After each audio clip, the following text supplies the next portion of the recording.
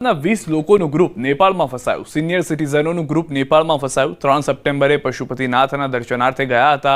9 સપ્ટેમ્બરે પરત ફરી રહ્યા હતા. તે સમયે ટોળાએ ઘેરી લીધા. બસ ખાલી કરી એરપોર્ટ સુધી ચાલવા પ્રવાસીઓ મજબૂર બન્યા હતા. અમદાવાદના રાણીપ વિસ્તારમાં રહેતો પરિવાર ચિંતિત જોવા મળ્યો છે. તો દ્રશ્યોમાં પણ જોઈ રહ્યા છો કે પરિસ્થિતિ જે નેપાળની વણસી રહી છે. અનેક ગુજરાતના લોકો, દેશભરના લોકો ત્યાં આગળ દર્શન માટે જતા હોય છે અને અચાનક આજે આખું જેન ઝીનું આંદોલન હતું તેને અસર કરી દીધું છે તમામ લોકોને.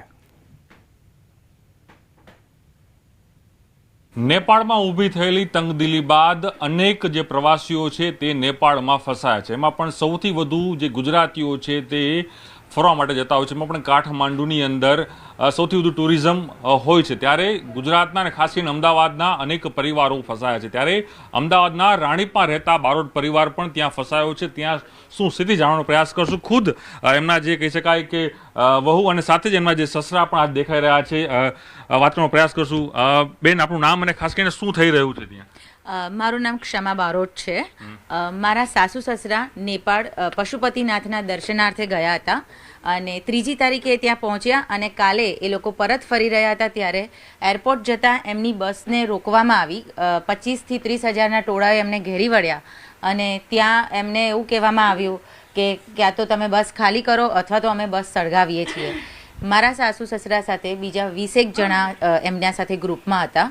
એ દરેક ઓલમોસ્ટ સિનિયર સિટીઝનના એજના છે અને એ વખતે એ લોકોને એવી ફરજ પડી કે લગેજ સાથે એમને ઉતરી જવું પડ્યું અને ત્યાંથી ચાલતા ચાલતા 5 થી 7 કિલોમીટર દૂર એરપોર્ટ હતું. ત્યાં એ લોકો ચાલતા લગેજ સાથે જતા હતા.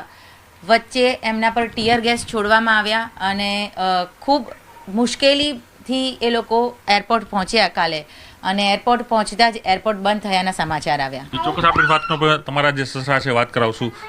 જી ચોક્કસ આપ જોઈ શકો છો. હું તમને જે દ્રશ્યો બતાવી રહ્યો છું તે અંકલ પણ ત્યાં જોવા મળી રહ્યા છે, વડીલ પણ. અંકલ, આપનું નામ ખાસ કરીને અને આપે જે સ્થિતિમાં ત્યાં છો, કઈ રીતની સ્થિતિ ત્યાં જોવા મળી રહી છે હાલ અત્યારે ત્યાં? અત્યારે બહુ પરિસ્થિતિ વિકટ છે અહીંયા. ગમે ત્યારે શું થાય અમને ખબર નથી. અમારું શું ડિસિઝન લેવું અમને ખબર નથી. હોટલમાં રહીએ કે એરપોર્ટમાં રહીએ એનું કંઈ અમને ખબર પડતી નથી. અહીં કોઈ સિક્યુરિટી નથી, નહીં કોઈ પોલીસ પાવર નથી, નહીં કોઈ આર્મી પાવર નથી.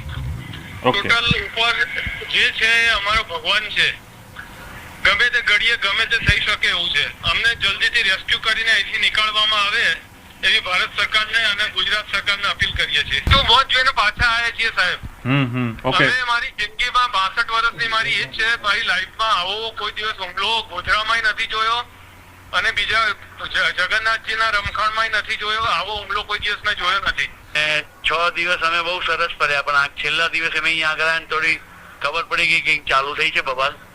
કારણ કે અહીંના ગવર્મેન્ટે સોશિયલ મીડિયા બધું બંધ કરી દીધું હતું. ઇન્સ્ટાગ્રામ હોય, વોટ્સઅપ હોય, પણ આ બધું થતું હતું. અને અમે સવારે હોટલમાં બધું આરામથી નાય ધોઈ રહી ગયા બહાર. ખબર નહીં કે આખી રાત બબાલો ચાલુ હતી.